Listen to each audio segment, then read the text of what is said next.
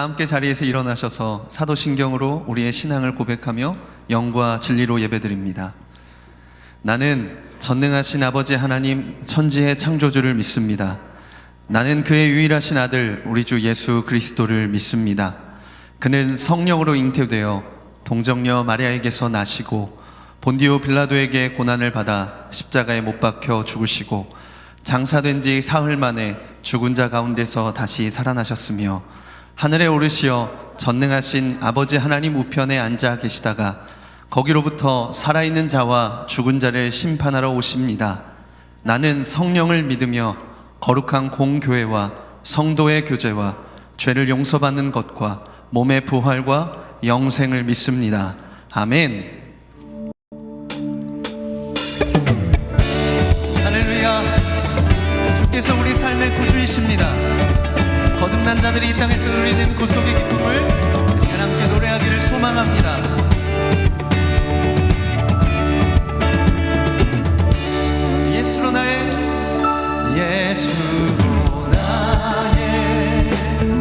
구주 삼고 성령과 피로써 거듭나니 이 세상에서 내 영혼이 하늘의 영광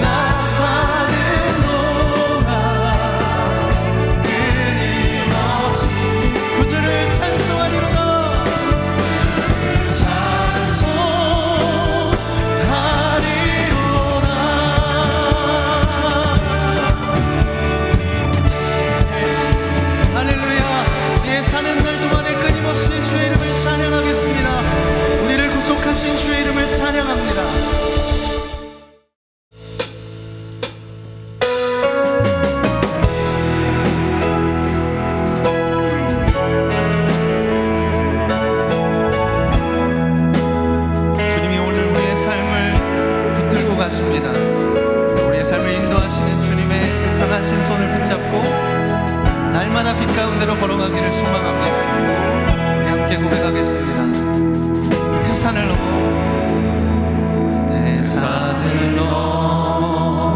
험곡에 가도 빛 가운데로 걸어가며 주께서 항상 지키시기로 약속한 말씀 변치 않네. 하늘의 영광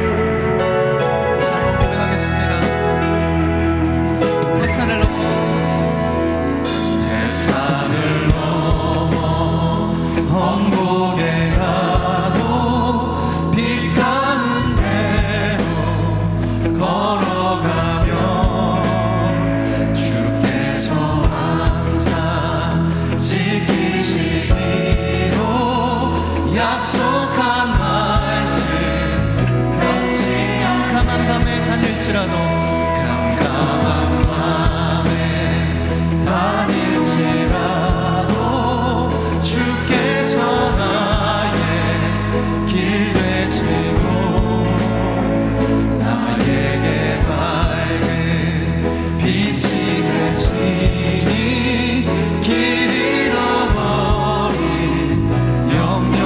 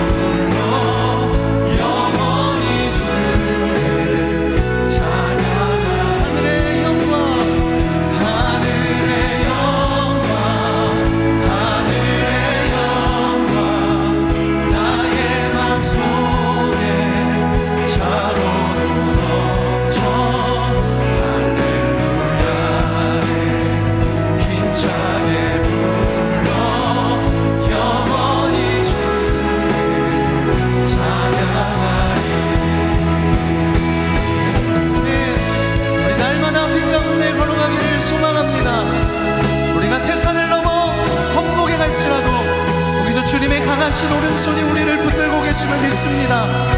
이 시간 주님의 손 붙잡고 우리 다시 한번 믿음의 고백으로 주님 앞에 나아가기를 소망합니다.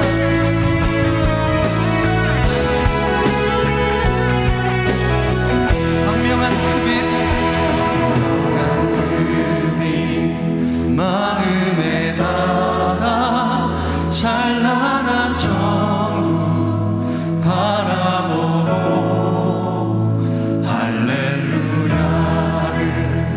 힘차게 불러 날마다 빛에 걸어가 광명한 그 빛 광명한 그 빛 마음에 받아 찬란한 천국 바라보고 할렐루야 나를 힘차 날마다 빛 가운데를 걸어가기를 소망합니다.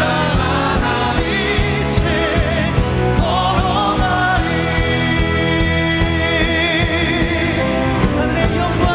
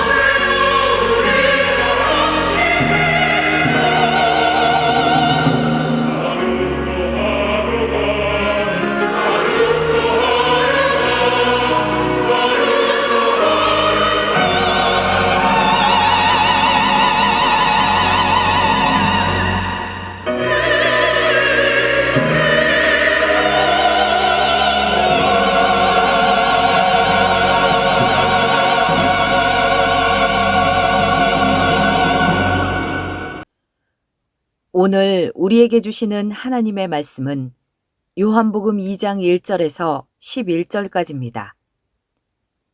사흘째 되던 날 갈릴리 가나에 혼례가 있어 예수의 어머니도 거기 계시고 예수와 그 제자들도 혼례의 청함을 받았더니 포도주가 떨어진지라.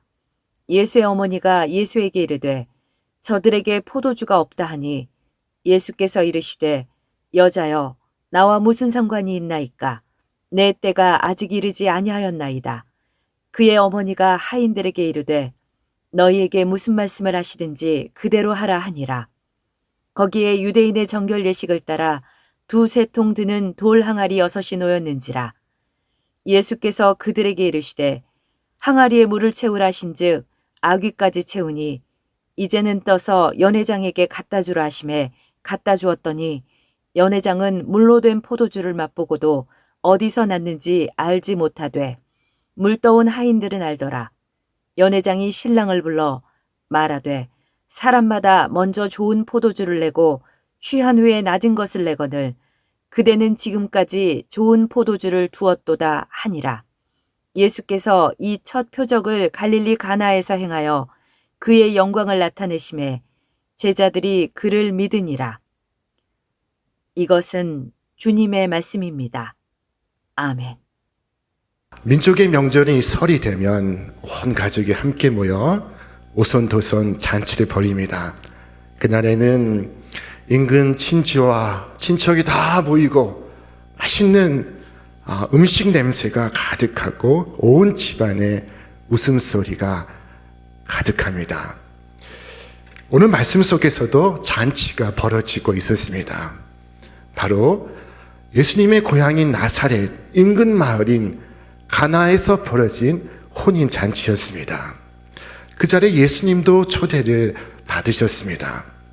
그런데 이 잔치가 한창 무르익을 때 그만 포도주가 바닥이 나고 말았습니다. 자, 그때 예수님의 어머니 마리아의 청을 받은 예수님께서 일꾼들에게 명을 하십니다. 2가지를 명하시는데 하나는 가서 항아리에 물을 채우라 하신 것이요, 다른 하나는 이제는 떠서 잔치를 맡은 이에게 가져다 주어라 하신 것이었습니다. 하인들은 예수님의 이 말씀에 그대로 순종합니다. 첫째는 항아리에 물을 채우라 하신 말씀에 100% 순종을 하고, 둘째는 이제는 떠서 잔치를 맡은 이에게 가져다 주어라 하신 말씀에 끝까지 순종을 합니다. 가나 혼인 잔치에서 일어난 이 기적은 바로 이 순종의 기적이었습니다. 자, 첫째, 예수님께서 하인들에게 항아리에 물을 채우라 하셨습니다. 그러자 하인들이 돌 항아리에 물을 채워 나가기 시작했습니다. 예수님께서는 항아리 몇 개를 채우라, 얼만큼을 채우라 말씀하지 않으셨으나 하인들은 항아리 하나하나 가득히 물을 채워 나가기 시작했습니다.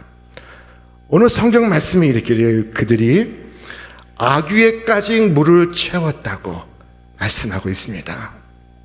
예수님은 얼마큼을 채우라 하지 않으셨으나 그들은 물을 가득히 채웠던 것입니다. 이들의 순종은 100% 순종이었습니다. 80% 혹은 90%를 한 것이 아니었습니다. 영국의 존 웨슬리가 1741년 옥스퍼드 대학교에서 교수와 학생들 앞에 말씀을 선포하기 시작했습니다. 그러나 그 말씀의 제목은 The Almost Christian이었습니다. 거의 그리스도인. 이 설교의 제목은 사도행전 26장 28절에서 유래한 것입니다. 아그리빠 왕이 바울에게 이르되 네가 적은 말로 나를 거의 그리스도인 되게 하려 하는도다 라고 말했습니다. 이 거의 그리스도인이라는 이 말에서 설교 제목이 나오게 된 것입니다. 존 웨슬리는 말하기를 이 거의 그리스도인은 그리스도인이 아니다라고 했습니다.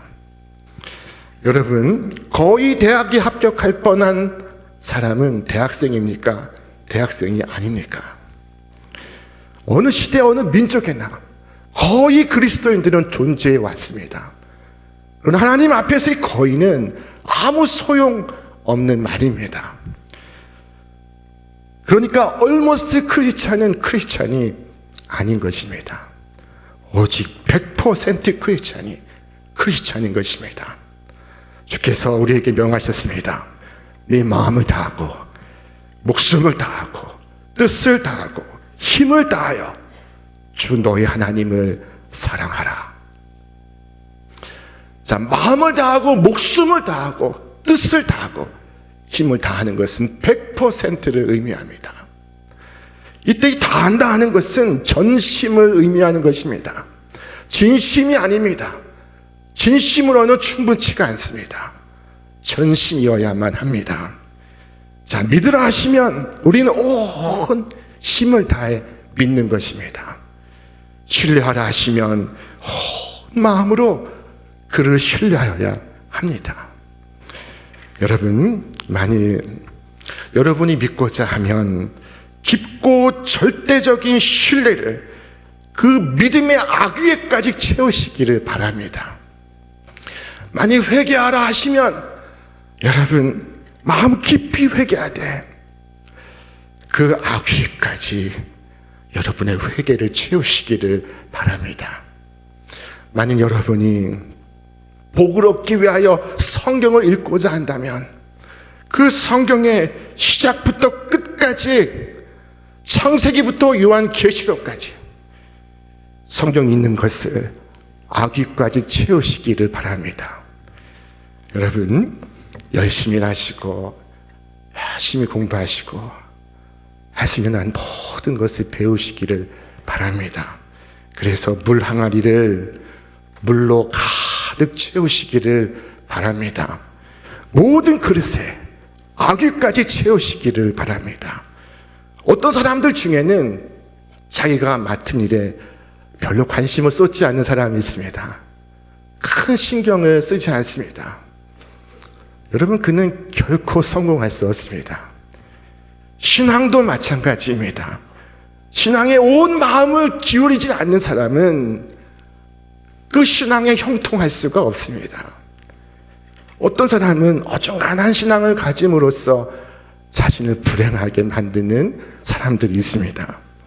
차라리 그들에게 신앙이 없었다면 그들이 세상을 마음껏 즐길 수 있었을 텐데, 그래도 신앙이라는 것이 있어서 세상을 즐길 수도 없고, 그렇다고 천국의 즐거움을 누릴 정도의 신앙을 갖고 있지도 못합니다.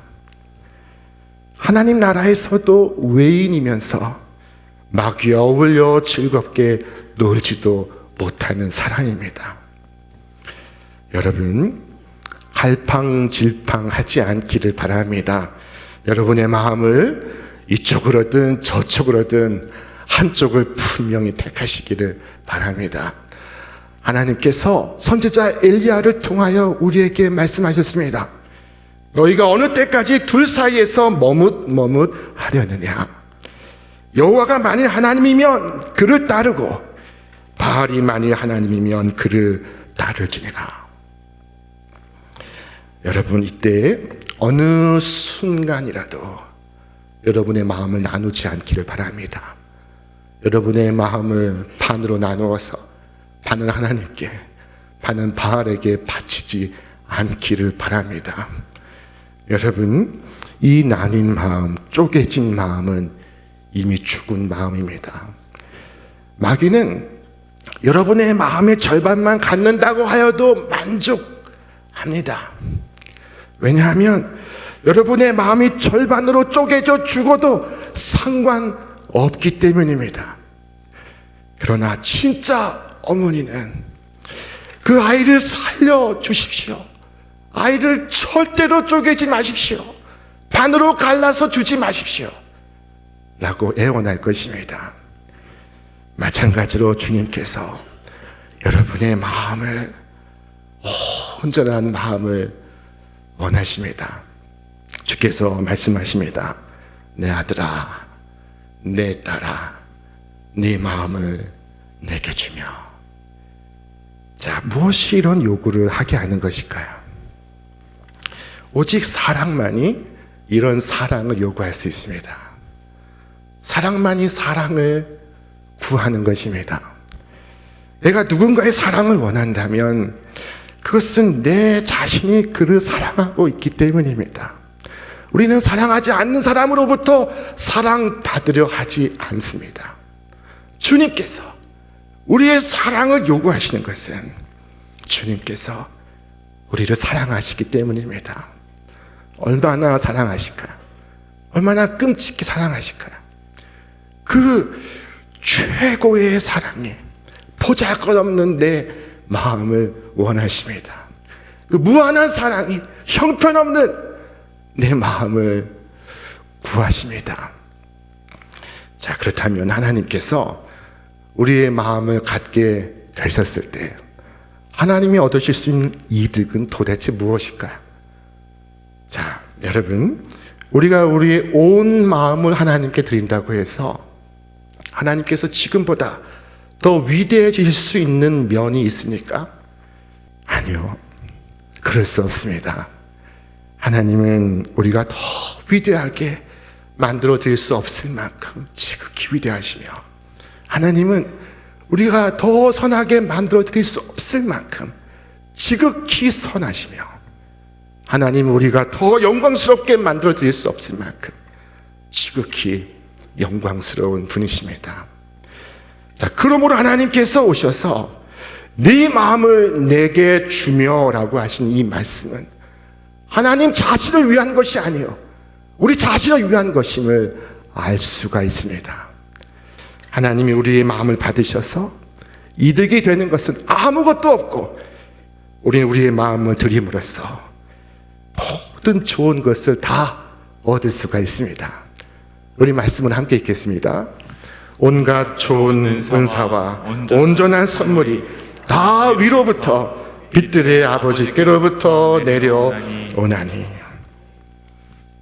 하나님께 자신의 마음을 드리는 자마다 하나님의 딸이요 하나님의 아들이 될 것입니다. 하나님 아버지께로부터 온갖 좋은 은사와 각양 선물이 그에게 주어질 것입니다. 자, 하인들은 100%의 순종을 하였습니다. 그뿐 아니었습니다. 그들은 끝까지 순종했습니다. 자, 주님께서 그 자리에서 항아리의 물을 향해서 포도주가 될지어다 라고 선포하신 것이 아닙니다. 주께서 하신 말씀은 이제는 떠서 연회장에게 가져다 주어라 하신 것이었습니다. 하인들은 예수님의 그 명을 따라서 그 체험물을 떠서 연회장에게로 가져갔습니다. 그리고 그 끝까지 순종함을 통해 물이 포도주로 변화하고 있었습니다. 끝까지 행하는 순종이 있어서 기적이 일어나고 있습니다. 출애굽한 이스라엘 백성이 난공불락의 여리고성을 마주했습니다. 초롱성인 여리고성 앞에서 그들은 하나님의 명령을 들었습니다. 그것은 하루에 한 바퀴씩 6일 동안 매일 6바퀴를 돌고 마지막 7일째에는 7바퀴를 돌라는 말씀이었습니다. 자, 모두 13바퀴를 돌아야 합니다. 그럼에도 12바퀴까지 아무 일도 일어나지 않고 있었습니다. 한 2-3바퀴 돌 때 바람이 불고 5-6바퀴 돌 때 땅이 흔들렸으며 9바퀴를 돌 때 성벽이 무너지기 시작했다 라고 말씀하지 않습니다. 12바퀴 도는 동안 아무 일도 일어나지 않았습니다. 자, 마지막 7일째 7바퀴를 다 돌고 나서야 성이 일순간 무너져 내리고 말았습니다. 이스라엘 백성은 끝까지 순종했습니다. 우리는 때로 우리 이러한 노력과 수고 없이 하나님께서 행해 주시기를 구합니다. 그래서 꿈속에서 시험지 보기를 원하고 시험 본 후에는 답안지를 바꿔주기를 원합니다. 우리는 굉장한 기적을 바랄 때가 있습니다. 그래서 어떤 사람들을 보면은 분명히 약을 먹어야 하는 순간에 약 먹기를 거부합니다. 나는 약을 먹지 않겠습니다. 하나님께 맡기렵니다. 이러면 믿음이 있는 것 같고 오히려 약을 먹겠다는 사람이, 수술을 받겠다는 사람이 믿음이 없는 것처럼 보입니다. 그러나 그렇지 않습니다. 여러분 분명히 아시기를 바랍니다. 하나님의 능력 앞에서 우리가 해야 할 부분이 있다는 것을 상기하시기를 바랍니다. 여러분, 우리가 이렇게 기도할 수 있겠습니까? 은혜로우신 주님이시여, 제가 꼭 항아리에 물을 채워야 하겠습니까? 이게 보통 일입니까? 저 멀리 우물가에서 물을 길어서 돌 항아리를 하나씩 채우는 게 보통 일입니까? 양동이는 무겁고, 그리고 항아리에 물을 하나씩 채우려면 몇 번을 왔다 갔다 하는지 모릅니다. 하나님께서 해주십시오. 저는 가만히 있겠습니다. 여러분, 이렇게 기도할 수 있습니까? 이렇게 기도할 수 없습니다. 자, 여러분, 우리를 향한 하나님의 약속이 있습니다. 약속은 이루어질 것입니다. 그런데 그 약속이 이루어지는 과정으로서 우리가 순종해야 할 부분이 있는 것입니다.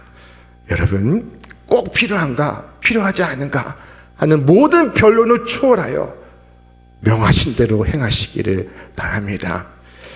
그리스도의 명령은 복종할 것이지 의심할 것이 아니라는 사실을 꼭 기억하시기를 바랍니다. 주께서 말씀하셨습니다. 물을 가져다 주어라. 그때 하인들 중에 한 사람은 이렇게 반론을 제기할 수도 있습니다. 주여, 우리는 물이 필요한 것이 아닙니다. 오늘 우리에게 필요한 것은 포도주입니다. 자, 그러나 그들은 주께서 하신 말씀에 이렇게 의문을 제기하거나 흠을 잡으려고 하지 않았습니다. 그들은 곧바로 주가 명하신 대로 행하였습니다. 여러분, 여러분도 이와 같이 행하시기를 바랍니다. 주님의 약속과 우리의 순종 사이엔 아직 우리가 이해하지 못하는 연관 관계가 있습니다. 내가 그 상관 관계를 이해하든 이해하지 못하든 여러분이 해야 할 일은 어째서 그리해야 합니까? 하는 것이 아니라 주께서 명하신 대로 행하는 것입니다. 여러분, 주의 말씀을 귀 기울여 듣고 깊이 새겨 듣고 말씀에서 듣는 바를 행하시기를 바랍니다. 주께서 항아리에 물을 채우라 하시면 물을 채우시고 가져다 주어라 하시면 가져다 주시길 바랍니다.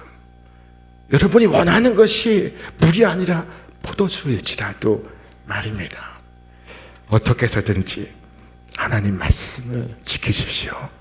내가 이해가 되든가 안 되든가 하는 모든 변론을 초월해서 말씀대로 명하신 대로 행하시기를 바랍니다.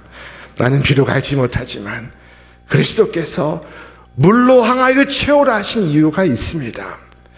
나는 그 이유를 알 수 없을 때에도 다만 주가 명하셨사오니 행할 뿐입니다. 일단 순종해 놓고 보면은 그것을, 그 뜻을 이해할 날이 올 것입니다. 조급해하지 마시고 걱정하지 마십시오. 언젠가는 하나님의 그 뜻을 알고 주의 계명은 과연 무거운 짐이 아니라 엄청난 축복이었음을 깨닫게 될 것입니다. 가나혼인 잔치는 순종의 기적입니다. 여러분, 인류 최초의 죄가 무엇인지 아십니까? 살인입니까? 도둑질? 간음? 그것이 아닙니다. 최초의 죄는 불순종이었습니다. 불순종이 모든 죄를 낳는 씨앗이 되었습니다. 그러나 구주의 순종으로 말미암아 많은 백성이 구원을 얻게 되었습니다. 자, 우리 말씀 같이 읽겠습니다. 한 사람이 순종하지 아니함으로 많은 사람이 주인 된 것 같이 한 사람이 순종함으로 많은 사람이 의인이 되리라. 아멘. 오늘 말씀 속에서 우리가 꼭 기억해야 할 중요한 사실이 있습니다. 자, 그것은 하인들이 주님의 말씀에 순종하였으나 그러나 그 자체로는 비읍하다는 것입니다. 여러분이 할 수 있는 모든 일을 해놓고도 그 자체로는 여전히 부족하다는 사실을 기억하시기를 바랍니다. 열심히 일하고 수고하고 애쓴 것, 그 모든 것은 잘한 일입니다. 그럼에도 집에 가서 무릎 꿇고 두 손 들고 기도하시길 바랍니다. 주여, 저는 명하신 대로 다 행하였습니다. 그러나 만일 주님께서 완성하시는 손길을 더하지 아니하시면 내가 행한 것은 아무 소용이 없나이다. 저는 명하신 대로 항아리를 채웠습니다. 있는 힘을 다해 아귀까지 채웠습니다. 그러나 그것은 무리입니다. 그러므로 내 구주여, 이적을 행하시는 말씀을 하시옵소서. 나의 모든 수고를 거룩하게 하시옵소서. 그리하여 물이 포도주가 되게 하여 주시옵소서.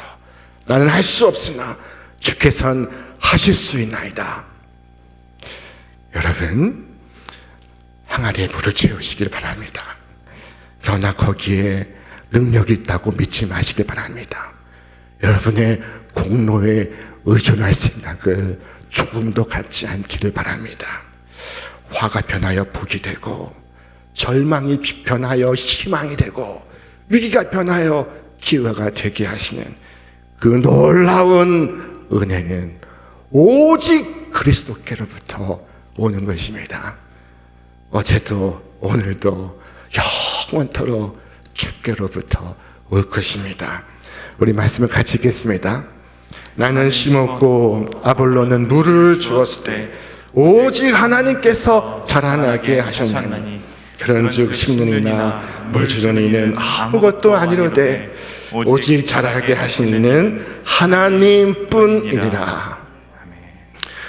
여러분, 물을 주고 또 심고 하는 것은 참 잘한 일입니다. 그러나 그 식물을 자라게 하는 힘은 하나님의 은혜인 줄 믿으시기를 바랍니다. 다만 나의 일은 물로 항아리를 채우는 것입니다. 그러므로 여러분의 항아리를 물로 채우시길 바랍니다. 아귀까지 채우시길 바랍니다. 열심히 말씀을 상고하되 아귀까지 말씀을 묵상하고 열심히 기도에 참여하되 아귀까지 기도를 채우시기를 바랍니다. 그러면 여러분이 그렇게 청종하고 순종하고 있는 동안에 하나님께서 그것을 복되게 하사 우리 포도주가 되게 하실 줄로 믿습니다. 우리가 주의 명령에 순종한다면 우리는 주께서 어떻게 오늘도 역사하시는지를 보게 될 것입니다. 어떻게 우리의 기도가 응답을 받으며 어떻게 우리의 주님께서 능하신 일을 행하시는지를 보게 될 것입니다. 다른 사람들은 몰라도 순종하는 그리스도인은 알게 될 것입니다. 아침에 그 놀라운 포도주를 맛본 연회장은 신랑을 불렀습니다. 여보게, 사람마다 먼저 좋은 포도주를 내고 취한 후에는 낮은 것을 내거늘 그대는 지금까지 최고의 포도주를 그대로 두었네. 자, 하나님께서 풍성하게 부어주시는 그 은혜는 양과 질에 있어서 조금도 모자람이 없습니다. 여러분, 오늘 여러분의 기쁨이 다 했다고 느낄 때에도, 여러분의 희망이 메말랐다고 생각이 될 때에도 아직 여러분이 열지 않은 최상의 포도주가 있다는 사실을 기억하시기를 바랍니다. 새해 여러분의 심령에, 여러분의 가정에, 일터에 그 시시하고 밋밋한 맹물이 변하여 황홀한 포도주가 되는 기쁨의 잔치가 일어나기를 주님의 이름으로 축원합니다. 주의 말씀에 순종함으로 세상에 줄 수 없는 그 기쁨의 맛, 오직 주께서 허락하시는 그 달고 오묘하고 신비한 천국의 맛을 맛보시는 이 명절에 저와 여러분 되시기를 주님의 이름으로 축원합니다. 축원합니다. 이제는 우리 주 예수 그리스도의 은혜와 하나님의 극진하신 사랑하심과 성령의 감동 충만케 하시는 역사가 오늘 여기 온 마음 다해 주님을 사랑하며 주의 말씀에 끝까지 순종하기를 결단하는 우리 모든 신촌의 성도들 위해, 저들의 가정과 일터와 기업 위에, 그리고 이 나라와 온 세계 위에 이제로부터 영원토록 함께 하시기를 간절히 축원하옵나이다. 아멘.